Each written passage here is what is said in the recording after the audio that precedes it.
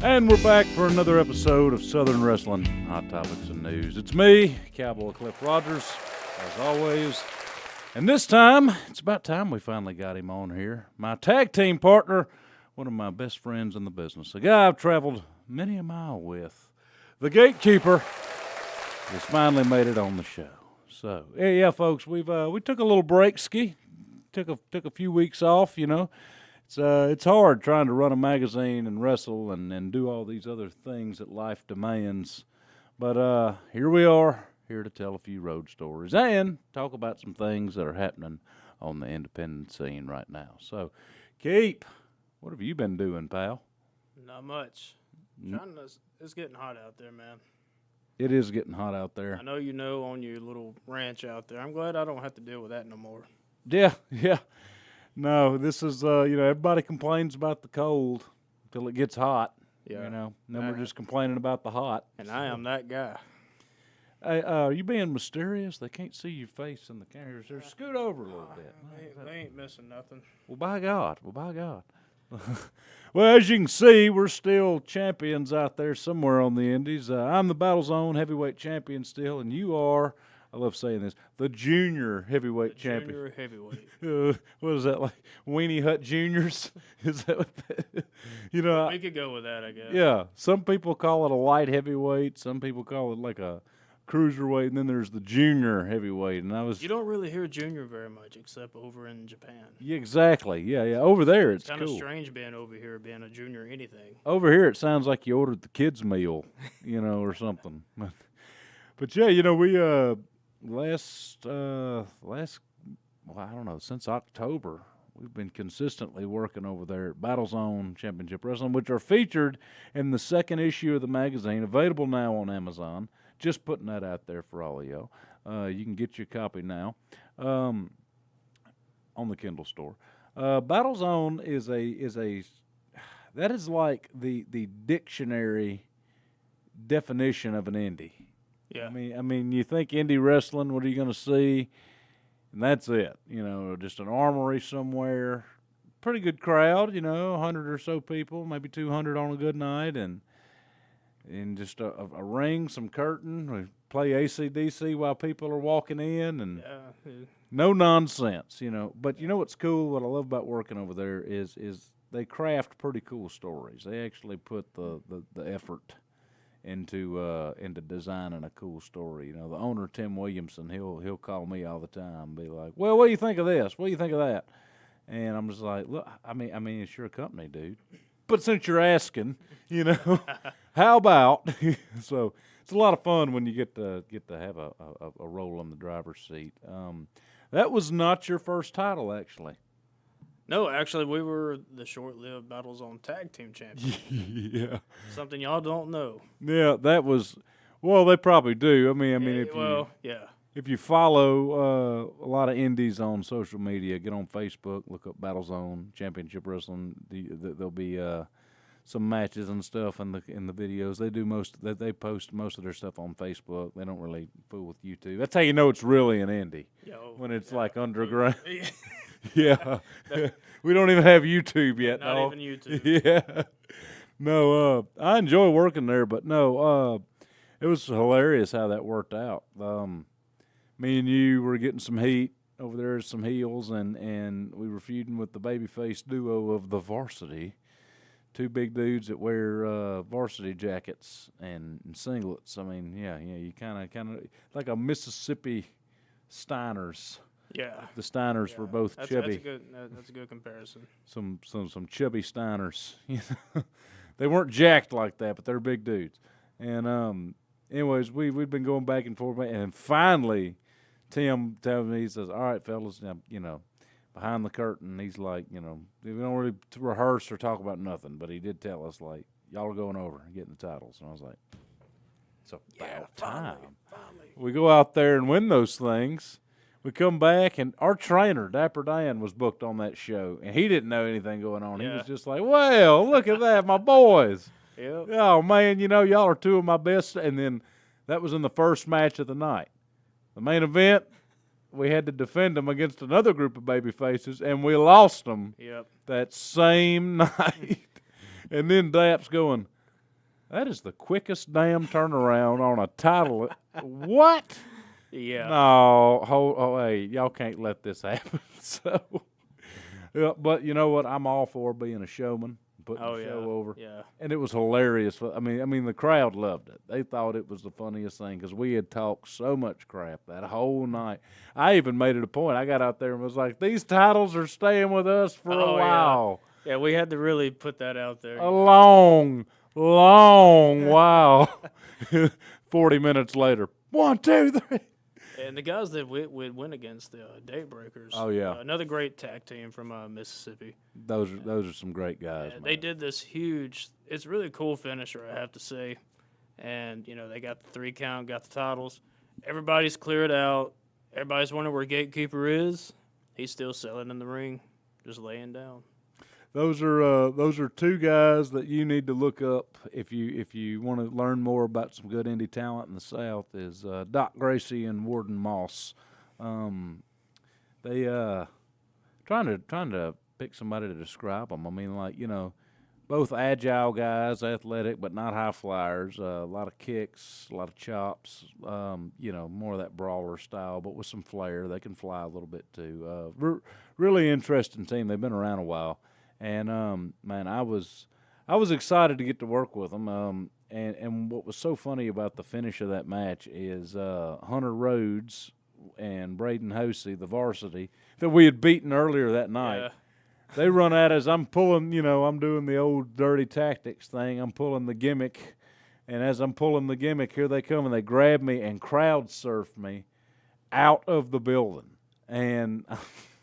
And so I'm not even there to help you. I mean, you're there, I'm there. and you get hit with that big double. It was like a double kick or something like that. Yeah, it was like a Claymore into a TKO kind of a thing. Oh yeah, that's right. Yeah, so he had you up on your shoulders. It was a ride.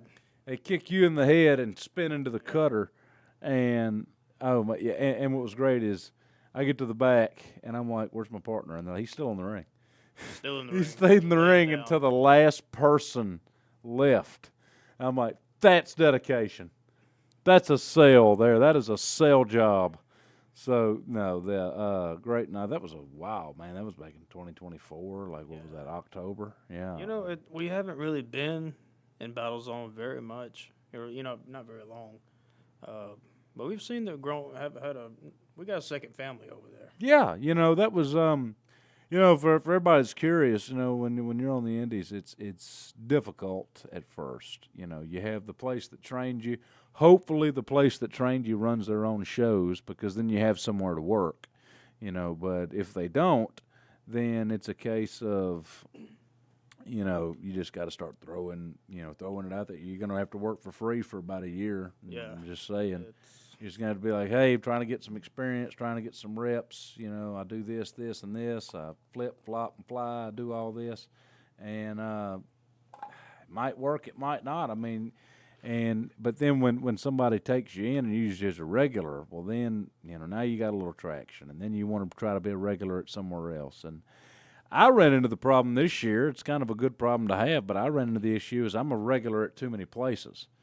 Because somebody, there's only 4 weeks in a month. Yeah. And someone's going to have to get hit with that, well, I can't, and that's hard because, when people get into it, they want to be a belt collector, and they want to go here, they want to have 6 belts. Exactly. That's hard to do. Yeah, it is. Because I currently hold 2 titles for 2 companies. I'm UWE heavyweight champion and then the Battle Zone champion, as you see right there. And, that's 2 weeks out of my month that's full. Like, so when other people are wanting me to come in, it might be a big place. It might be somewhere with TV. Yeah. And they'll be like, hey, wanting to know if you're free. And, well, now, of course, most promoters will understand. If somebody like MLW comes calling or Ring of Honor comes calling, well, then they're going to tell you, like, hey, you should take that booking, So, they're not heartless. Some of them kind of are, We've met some promoters out there that think that it's their world and we're just living in it. I mean, it happens. You're going to run into some really good people, but you're going to run into some people that you're going to work for maybe one time and then never go back. Man, let's tell them about the time we went to Diamond. God, Is my belt prop it is messing not up wanting there? to work right. See, I never have a problem with the belt prop until you showed up. That's I bring that kind of Yeah. the dark clouds. Just don't even breathe on it. Tell them about the time we went and worked for that place in Texas. I'm not gonna embarrass the poor guy and put his name on here, but M.A. is the initials. I already know you. Yeah. Yeah, we were working a show for, God rest his soul, Black Bart. It was a Black Bart benefit. He wasn't dead yet. It was a benefit show trying to raise money and all. And we actually did that because they had a celebrity meet and greet. They had JBL coming there, which that was a whole different thing in and of itself. They had a pretty funny reaction with him. Had some NWA guys come in there. Had Tokyo Monster Gahagas was there signing autographs.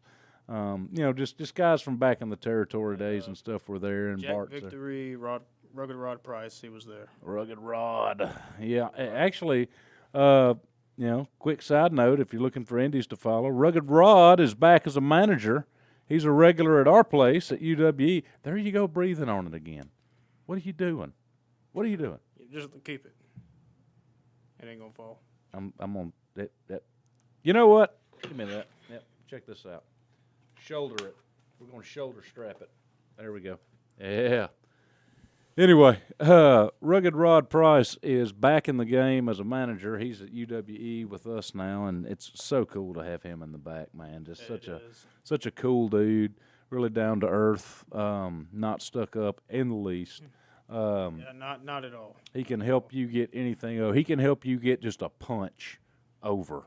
It's like a finish if you wanted to. He knows what he's doing. So, anyways, he was at this show for Bart about 2 years ago now, and the promoter just, oh my God, that was like a lawless country in that locker room. We had no idea what was going on, which you're never really supposed to know everything. Yeah. But I mean, the card changed. What was it, 10 times? Oh my God, they kept rewriting. I think they went through like a whole notebook. It seemed like, because every time they get everybody around the ring, and they were in the middle of the ring, and it come to a point where we just walked off. Yeah. Everybody just walked off. I was like, you know what? I'm just gonna wait till the show starts and be like, like, "You want to come wrestle? Okay, come on, let's go." Who's gonna stop us at this point? And I guess they couldn't really decide, so we had to do a triple threat with Davion Black, and his partner Kane Carter would make an interference at the end of that match, and then turn into a tag team match. It changed a few times. I mean, it was supposed to be just a straight up tag, Desperados versus KOA, Kane and Davion, and by the way, I've talked about them on the show before. Great workers. If you haven't looked them up yet, do it. Kane Carter right now is ruling the roost in Texas. Definitely, he's on fire. He's just like we're cleaning house in Mississippi. He's cleaning house in Texas. He's getting it done, and which is crazy because we're the Texas gimmicks. Yeah, we're the Texas guys. Yeah, but can't have it all. No, yeah, you go where you're over, right? Yeah. So it's supposed to be a tag. And then they one of the guys that was in charge, he helped train Davion, and he was putting him over to the moon. Yeah. He won a battle royal. He won like this big cup, and then he was gonna go over on us, and I'm like, wait a minute. I was like, this guy's like that. I said, can we at least make it like it's gonna have to be a screw job or something? Yeah. I mean, no offense to him, but I'm just like, dude, it's gonna look bad if it's going to look very planned. So, and he was so indifferent. He's like, man, I don't care. And so we set it up to where he rolled up one of us, and then we just decided to, hey, you know what? Let's just work together. And we just start beating the crap out of him. Yeah. We go get the branding iron that I carry with me, and we're about to stamp him. Here comes Kane with a chair, and this was like not long after the Alabama incident with that guy was like this happened like 2 years ago, but it was like at a boat launch, and like this guy was being racist to these people, and they like come at him with a chair. Yeah, I remember. This that. was like a week after that. Yeah, So it Kane was fresh. like, he goes, I'm about to go Alabama on y'all. I'm like, don't say that out there. I will laugh. I will laugh. Don't say that. So he came out swinging chairs on us, and then we turned it right into a tag, and then we got to go over in the tag. So everybody was happy at the end. But I remember this card changed, and you had a WCW vet in the or backstage vet in the form of Terry Pantera, who he actually runs or helps book for an indie in Arkansas called Classic Championship Wrestling, CCW. Some of our friends, Ricka Wildley and Ethan Sorrow, they're the tag champions over there. So, good Arkansas company. Yeah. But anyways, Terry, being a backstage vet from the WCW days, which I know WCW wasn't all great, but I'm not going to blame the bad ones on Terry. I'm going to blame all that on Vince Russo. Terry was that's a good one to throw it on. Terry was clean, Vince is like, yeah, I know it was me, bro. I know it was me. You think I care? But I care what Cornette says. Yeah, I'm out of the business, bro. I'm out of the business. But Terry finally gets mad and throws the clipboard, and he goes, I don't. Yeah, You know what? Because the promoter kept on like, no, no, no. And he was like, you know what? Well, then there's this 12, 13, 14-year veteran wrestler that I've feuded with. I've talked about him before. Cowboy Jeremy Young was there. And this was the funniest thing to witness. Jeremy's sitting there, and he sees this clipboard thrown in the ring and goes, I knew he had to. I think I'm going to just pick this up and take this. Yep. And I was like, oh, I said, Garrett, we have lost all control. I said, JY's booking it now. What? And he just starts making him a card. And he really wanted to wrestle us. Yeah, it was supposed to be Jeremy Young and Dapper Dan against us. He was just, at the time, he was like, Dapper, we got to team sometime, brother. We got to. And, Dap is trying to retire again, but he was doing this for Bart, and he was like, Jeremy, I don't know, dude. Like, yeah, we can do a little one-off. No, man. You got to grow a beard. Buy a cowboy hat. Let's go on the road together. And he's like, no, Jeremy, stop. We'll do a one-off. So he talked him into a one-off, and so he has me and you on there. And I was like, what about Kane and Debbie? And I was like, well, I don't know them guys. We'll just put them with some other green dudes. And I was like, oh, they're really good guys. Oh, what? There was like the quote of the day. There was like 8 tag matches on this card. And he goes, look at all these tags, man. You got too many tags. Look at them things. Look at all them things. And as soon as he said that, I was just like, oh, this is the most redneck booking I've ever seen.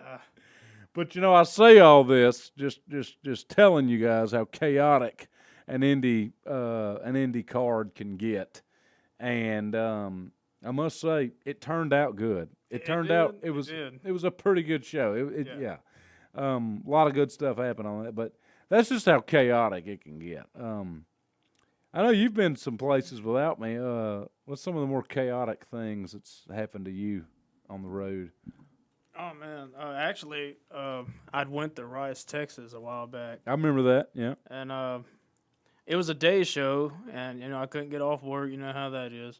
So I just had to... So I just left, just bite went. the bullet at 3 a.m. and just get up. Yeah, it was insane as it was. And I get there, and, like, the places, there's a lot of people from WWA that, would run. Yeah, Warrior Wrestling Alliance. So I wasn't exactly, complete strangers everywhere. You had Joey Garcia, who I faced in the Triple Threat, along with Maui Mike. And the matches, it had, like, 4 matches, and all of them included more than 5 people, except for our match. We had a Triple Threat. So... almost every match had more than 5. Multi-man match. Tag team. Why? I really don't know. I don't know how they... I mean, I understand it was a day show and it was a fundraiser. It sounds like you overbooked your card there. Yeah. Well, we got 37 guys here. Well, it's just like at first it was supposed to be me and Maui Mike one-on-one. Main event. I remember you telling me about that. Yeah, I'm like, that'll be an easy match. I'm facing Maui Mike, and I was excited. And once we got there... they're like, we're gonna put Joe in y'all's match, which I was like, oh, cool. Okay. That'd be good. Whatever. And the triple threat got chaotic. There was a lot of stuff planned. I've met a lot of guys didn't on the indies. We know a few on the indies that get so mad about that. I mean, I know guys that are like, we should know who we're working 2 weeks in advance. I should know what I'm cutting a promo on. Like, I'm like, oh, well, what do you want your own trailer, Hogan?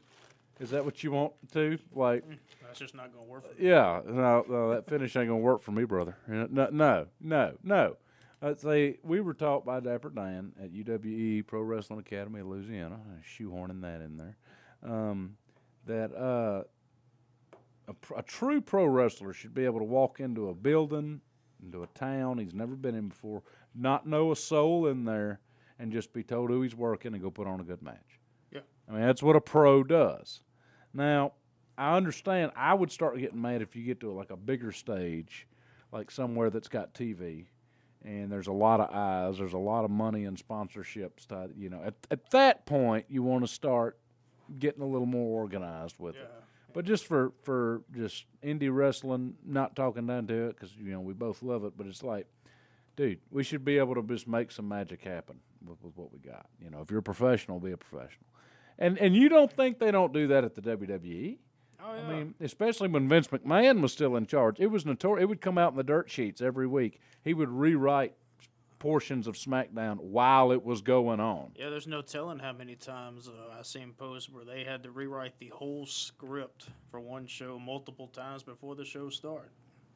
Yeah. Well, not only that, but could you imagine during? Yeah, I mean, live TV, and all of a sudden, this ain't gonna work. Yeah, like. And that's something you don't want to hear. Here me and Braun Strowman's going to do the double countout. Well, Vince hated it, so I don't know what you guys are doing yet.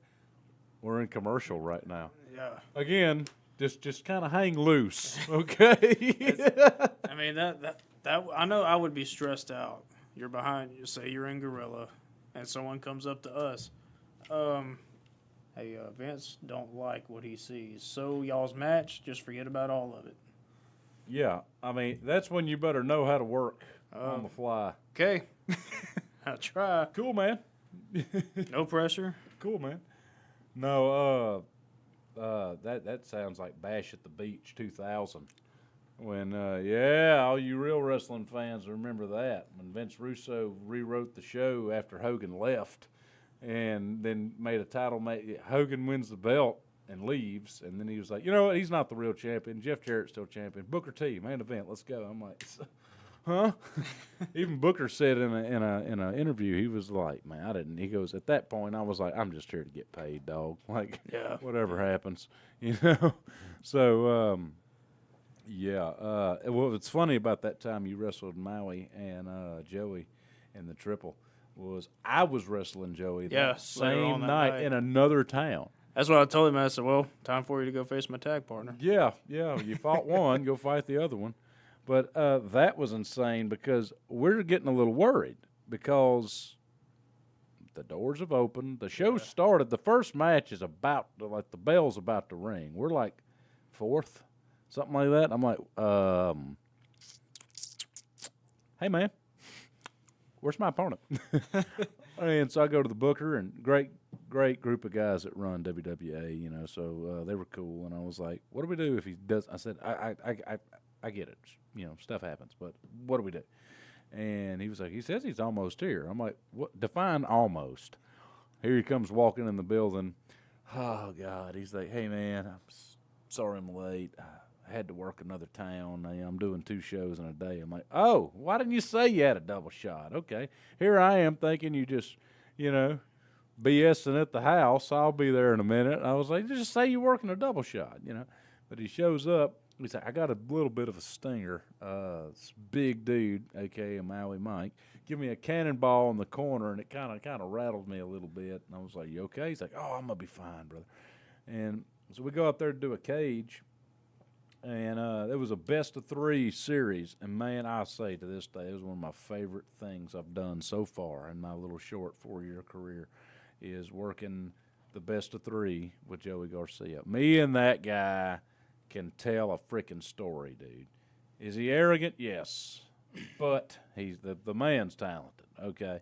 I beat him the first time. He beat me the second time. The third time, it was neck and neck. We were brawling on top of the cage, and a little eye poke. I don't agree with it, but he hit me with the eye with the stooge and threw me off and I did a Foley. I didn't fall to the floor. I didn't go through a table, but I fell from the top of the cage to the middle of the ring. He falls out. He wins the cage, and so now he's got a title shot for the grand championship at WWA coming up. So fun, real fun to be part of stories like that, man. It sucks losing, but it happens. I'm kind of enjoying what I got my gold. I'm okay. we talked about Battlezone, and right now I'm in a story with Frankie Thomas. Oh yeah. And I have to say, Battlezone, we had what they call Widowfest. That is their WrestleMania. It's a 2-night event. No, you got to say it like the locals. Widowfest. Widowfest. It's all Widowfest. Widowfest. And we had like 2 great nights. Every match just top notch. And actually ended up having one of my favorite matches, and a lot of people call it my best match yet. It was against Frankie Thomas. Yeah. And a huge screw job at the end. But I've enjoyed it. He's showing me a lot. I have a tendency, I don't like the planned matches. Anyone that tells you says I don't like it because I'll forget some of it. And it could be a crucial point in the match. So I like to just kind of do it on the fly. Just don't forget the finish, whatever you do. Yeah, just don't forget the finish. And that's usually, I'm good with that. I'm usually beginning and the end. And but Frankie was very easy to work. I've learned a lot working with him so far. Frankie's one of those guys you can go to in a locker room, and like if you don't want your match to look the same as everyone else's, or if you don't want to do what you've been doing the last 4 or 5 shows, then you just be like, "Hey Frankie, you got any suggestions?" And he will just, all right, bro, check out this double down, okay? Check this out. This is something I did with blah blah blah at this place, and he does a lot of extras work for WWE. He's was never under contract, but he's worked some little quick one-off enhancement matches on SmackDown and Raw. He's been a security guard a few times. Yeah, those are actually wrestlers now. He knows some WWE people, so he'll just throw it out there like, oh yeah, so like this one time, me and such were working the New Day, and check out this double down, and I'm just like, okay, and then he will blow your mind with some stuff he can come up with. So, yeah, no, that was definitely cool to see you guys work like that. And he's not a greedy person in the ring. It's not all about him. He wants you to look just as good. Oh yeah, I mean, or even better. He'll give you a lot, man. Yeah, I mean, he's like I say, it's been pretty humbling for someone that's been in the business that long to work with me. We have worked some vets before in tags where it's like 80-20. Very, very, very much. Them, I know us. exactly which one you're talking about. Yeah. I know exactly which one you're the talking referee starts telling you, hey, time limit. You hear the announcer, 2 minutes remaining in this contest, and we just started getting our licks in. I'm like, okay, cool. You ain't ever lived until you took a clothesline from Alex the Pug.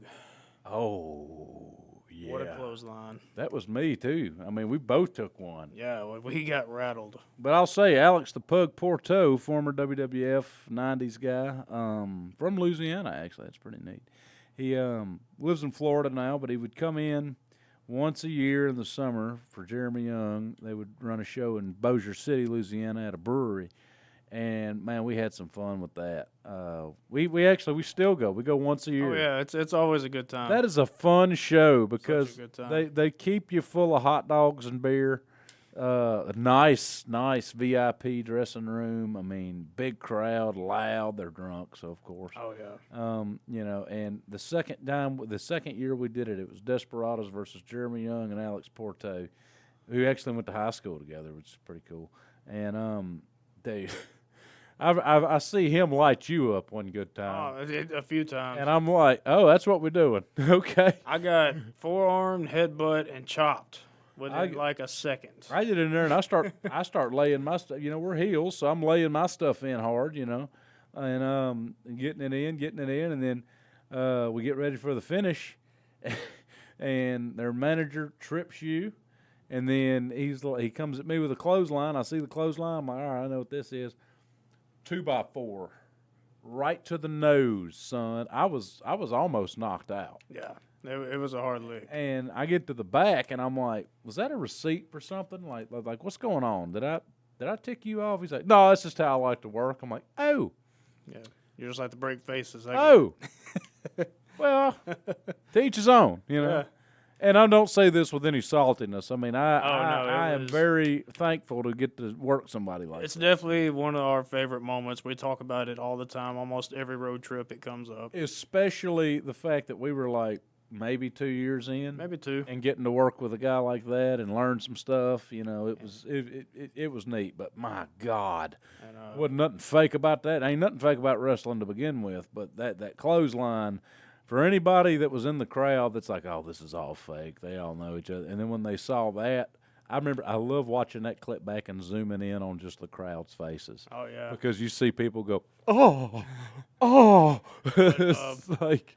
What was really good, the crowd reaction, is when I took their powerbomb neck breaker. Because they did it, you could hear the crowd just go, oh, like you could have sworn I'd. Yeah, I powdered out and let him get thrown to the wolves because I'm still trying to remember what day it is after that clothesline.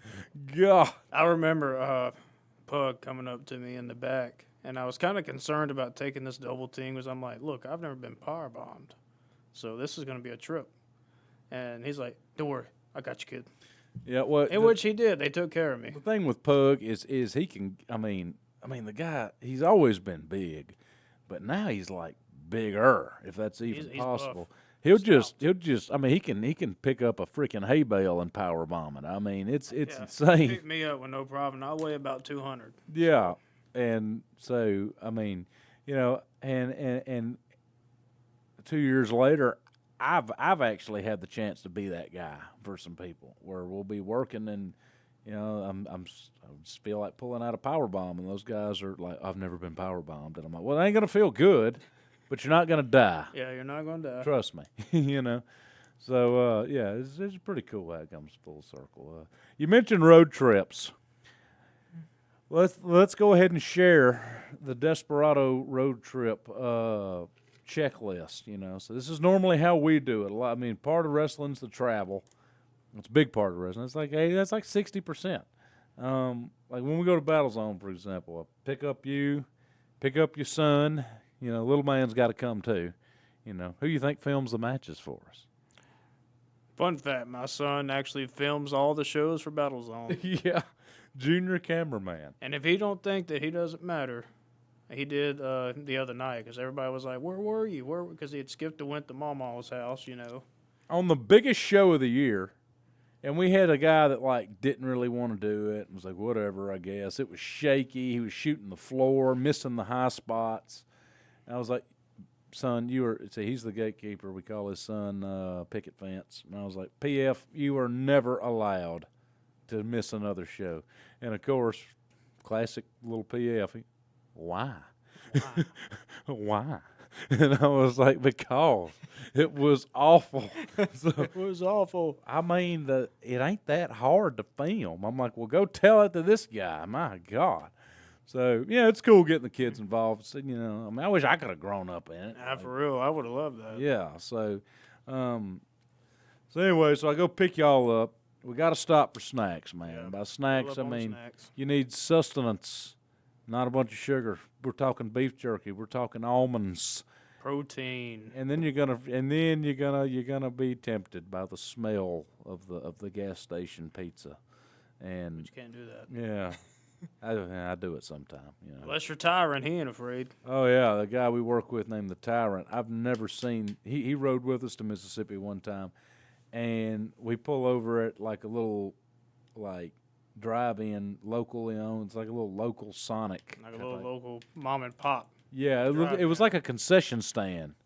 And, of course, we got a match in just a few hours. I'm like, let me get a grilled chicken sandwich, easy on the mayo.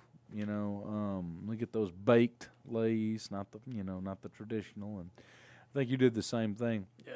Tyrant walks up there and goes, let me get a large pizza, pepperoni, sausage, bacon. No vegetables, please. No, yeah. And the biggest Dr. Pepper you have back there. And I'm thinking, okay, well, maybe he's going to have food for after. Eats the whole thing. The whole thing. And I want to say the time it took us to eat our sandwiches, he was done.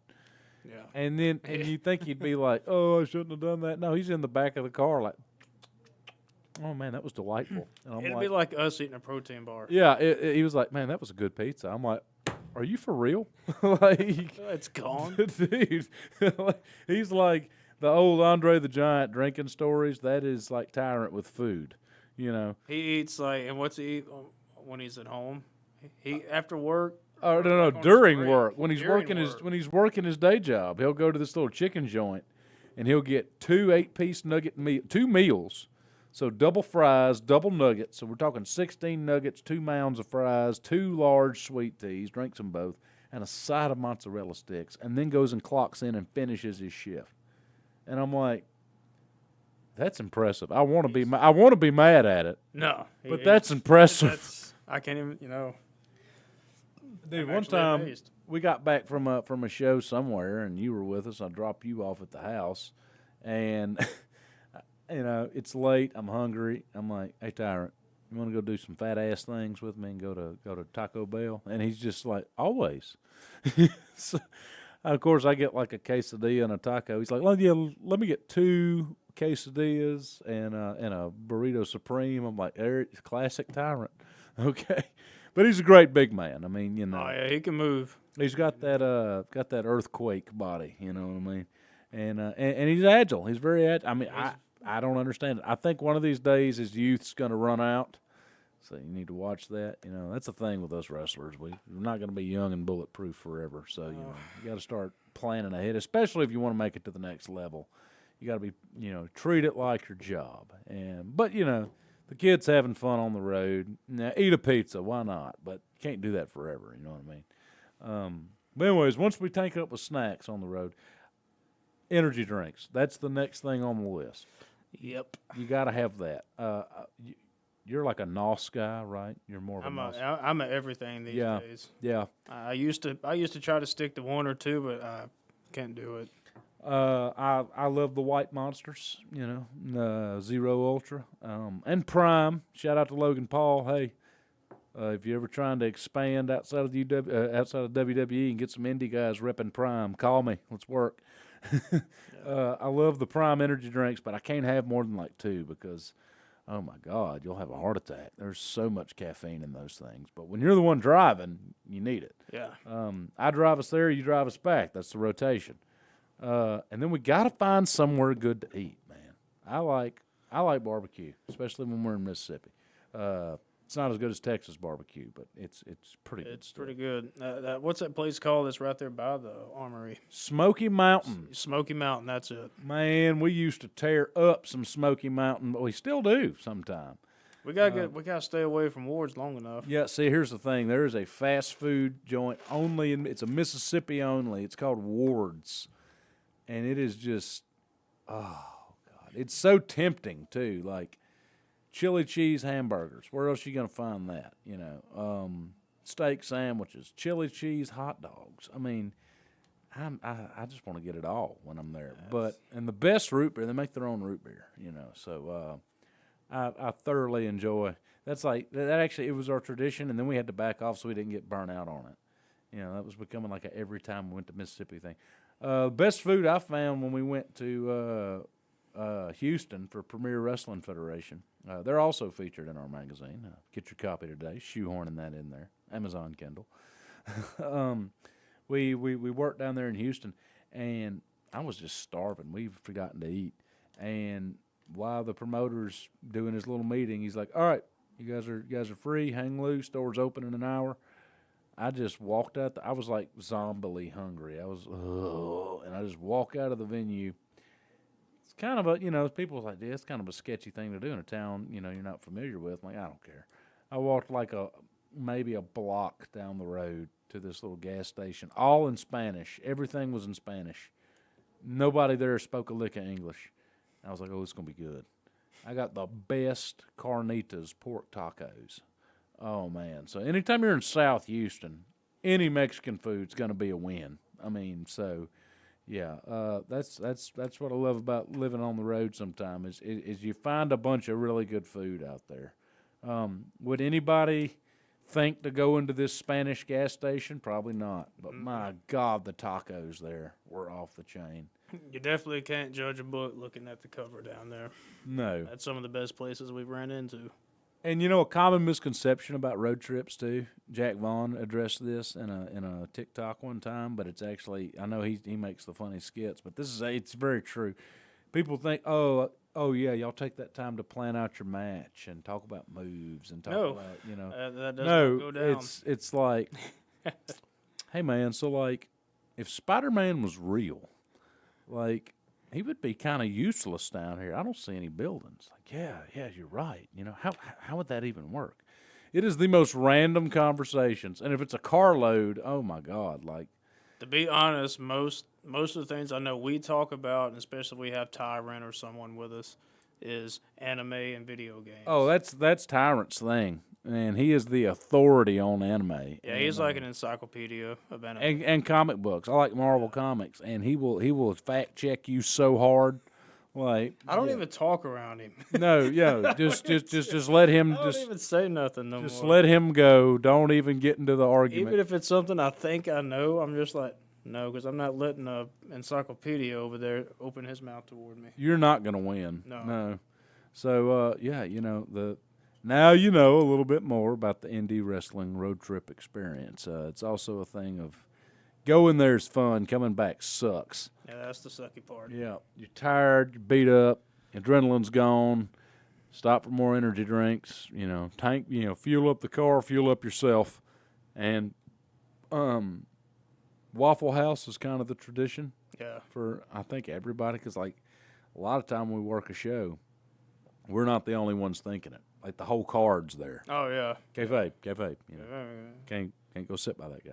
Yeah, wasn't it like we were in SWA and we had just got through facing the Hosies, and as soon as we're in a Canes, we're in a Raising Canes, Raising Canes, and here they come, and I'm like, oh well, look who wants another butt kicking. Yeah, what's up? And so I was like, really, all the places to eat, we choose this one.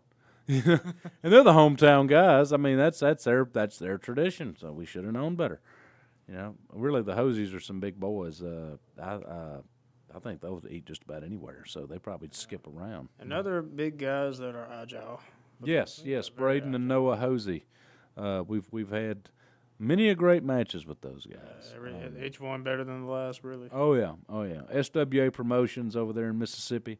Look them up. They are phenomenal. They like to run their YouTube channel like TV. They'll do a show, they'll cut matches up, and then every week they have a TV show, if you will, on their YouTube page, SWA Unchained. And we've been featured as a team on 2, and me in singles on a few of them. Because I also do some singles stuff out there. A lot of good talent they bring in. There's a Mississippi veteran named Barry Wolf that's really fun to watch. A guy that we kind of hit it off with, got a cool little pick with Brimstone. Oh yeah, you got to look up the Brimstone, man. Brimstone, Brym Stone. Dude, that guy there, he's got the look, he's got the hair, he got that rock star California blonde hair, jacked. And I was like, why are you still on the indies? You know what I mean? Like, he walks in the room, and I'm just, like, looking around, and I'm like, this guy looks like a rock star compared to everybody in here. He's wearing a Hawaiian shirt with Sperry's and, like, or maybe not Sperry's. I think he had, like, flip-flops on and some khaki shorts and shades. And we're not even summer yet. I'm like, this guy's, like, at the beach all the time. All the time. Fanny packs are kind of a big thing in wrestling. Everybody needs one, especially when you're running around backstage in your gear and you don't have pockets. He's got a fanny pack that looks like the WWE Championship. And I'm like, that's confidence. Yes. That's confidence. So, yeah, great talent that's on all those shows. So I recommend really cool guy, just really friendly. He watched our match, had some feedback for us. And I thought that was pretty cool of him, though. I can tell you the worst road trip experience that's ever happened. Manu still makes fun of me for it. We were at SWA, me and the keeper here. We go and stay with a friend of ours. for free. It's always good having. Oh yeah, that's a whole other thing too. Our friend had a liquor cabinet, and we're like, we wake up the next day because we're having. Yeah, hey man, we're having a good time, and he was like, "What'd y'all do last night? Y'all was up a while." I'm like, "Man, we found the hotel bar," and he just darts in the kitchen. You what? I think we drank all of his Fireball. He was not happy with us. Yeah. And I was like, it's Fireball. You act like it's top shelf, like a $500 bottle of whiskey. Like, here's $40. Go get more. Yeah, for real. Like, anyway, we go to head home. And I put in the address we're going to in Louisiana. And there's an address word for word, letter for number for number, just like it. But in Starkville, Mississippi, which is the other way. It's east. We're going west, and neither one of it because again we're just talking about how fun, like how great a match we had with the Hosies, how we looked good. We're looking at the clips on the phone while we're driving, and then we start just having some of our random talks, talking about guy stuff and all that, just talking about movies and what.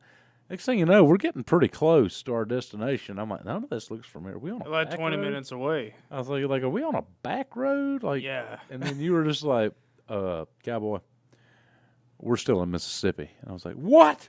Yeah. So what should have been a 3-hour ride home, we actually went 2 hours the wrong way. So then we had to turn around and go 5 hours home. And, you do the math on that. It took us about 8 hours to get home. Yeah. It was ridiculous. It was not fun. We could have been home at, 2:30, 3 p.m. We got home at 8 p.m. Yeah.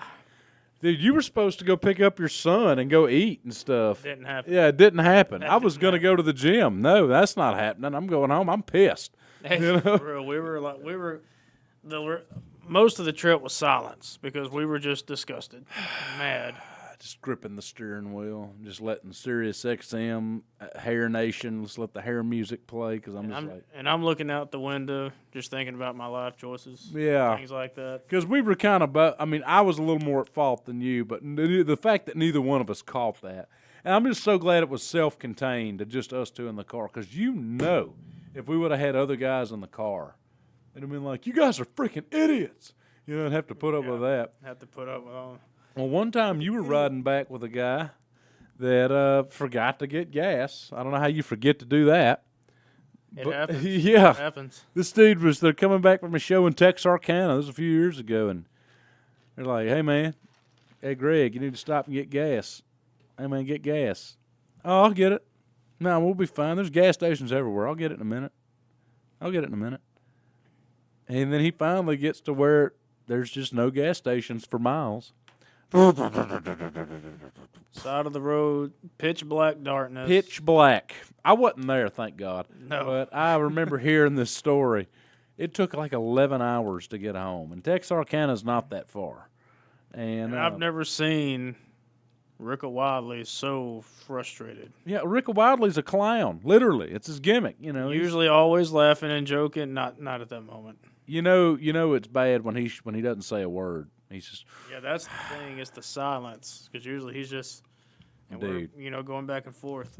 We've had to stop and pick a guy that's been on the podcast, one of our UWE original guys from Louisiana, Punk Sinister. He trained in Louisiana. Punk was he was working another show. UWE had a show in Texas. We left Louisiana and brought it on the road to Texas, and he was working another town. It was prior booking. And the guy that he was riding with, it's late. He just drops him off in like Gina, Louisiana. He's like, "Yeah, I don't feel like going all the way in. I mean, it's more convenient for me to keep going this way. So I'm just going to leave you here in DeRitter, like a stray dog. I'm like, all right, see you later, bud, dude." So we had to go, an hour and a half out of the way. Yeah. It's late. Our girlfriends are in the car. They're pissed. And that's how you know life's falling apart. Yeah, because then you're in the room, you're in a car full of that. Yeah. Get you some of that. And get you some of that. And we're in a sedan, not like we're in a minivan or anything. So, yeah, it's already cramped and crowded in there. And we stink. We've been wrestling. You know, the ladies are not happy as is. And now here's another sweaty, stinky guy, and we got to shove him somewhere. And luckily he's little, so he just sits in someone's lap. And I'm like, this is hell. So they're not all fun road trips, but then you get to look back and tell funny stories like that. Yeah, it does turn into something. Well, Keeper, what do you have in store for you, man? What's your plans coming up? I don't know, man. I'm enjoying this run in Battle Zone. I really am. Kind of anxious, excited to see where UWE takes me now that lost my championship and whatnot. Yeah, I'm still double belted up. For a brief period, the Desperados each had 2 belts. Yep. All we were missing was a tag. Yep. Hello. But some promoter out there, book it. Yeah, make it happen. But anyways, how can everybody find your shirts on Pro Wrestling Tees? Where do they search? Just go in, type in the Gatekeeper, and actually be careful because there's another one. There's Gatekeeper and the Gatekeeper. Yep. No the on this one. Yeah, no the. I don't do that. Go on there, and I got plenty of designs. I took one off, but I think I still got 8 or 9 designs on there. Same with me. Look up Cowboy Cliff Rogers or just Cowboy Cliff. Make it easier. You'll find all my stuff on Pro Wrestling Tees. And then let's see, some shows coming up. I know April 19th, right before Easter, the Easter special. We've got UWE in Gina, Louisiana, for all you Louisiana. But now, I do understand that is the weekend of WrestleMania.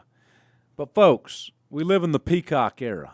You can rewatch it later. Go see some indie stuff that night, okay? Watch night 1 and 2 back to back, you know, like the good old days when it was one night, you know. Yeah. I think, you know, the town of Gina, they love stuff like that. I think do. we're going to be fine. Let's see. We got May 17th, UWE in Hesmer, Louisiana. That's going to be a big show. Rugged Rod Price on the card, legendary Dapper Dan. James Beard, wrestling legend. He is a legendary referee and booker and producer. He's the brains in UWE, so he's going to be there signing autographs and stuff. I know I'm getting ready to head to Las Vegas, April 24th through the 26th. I don't know, man. I might come back broke. I might come back with $1 billion. I mean, I don't know. Broke and happy, probably. Yeah. Might be broken, man. It was fun, or I might have like $10K from the blackjack table bill. Man, it was epic. You should have been there. You know? And we have SWA again, don't we, on May 10th? We're in the tag team turmoil match. May 10th, 2 on 2 on 2 on 2. That's a lot. That's a lot of beef in the ring. But it's us versus the Daybreakers versus the Hosies versus the Riots, Sammy and Paul Riot. And those guys are spectacular. Another couple that look on the scene there. So pay attention. we got a busy load coming up. We got a lot of stuff coming up. Also, issue 3 of the magazine will be out in May. Still just pushing issues 1 and 2. It's all available on digital right now, as of right now. And there you go. Look at Southern Wrestling, Hot Topics, and News. Just search it in the Amazon store.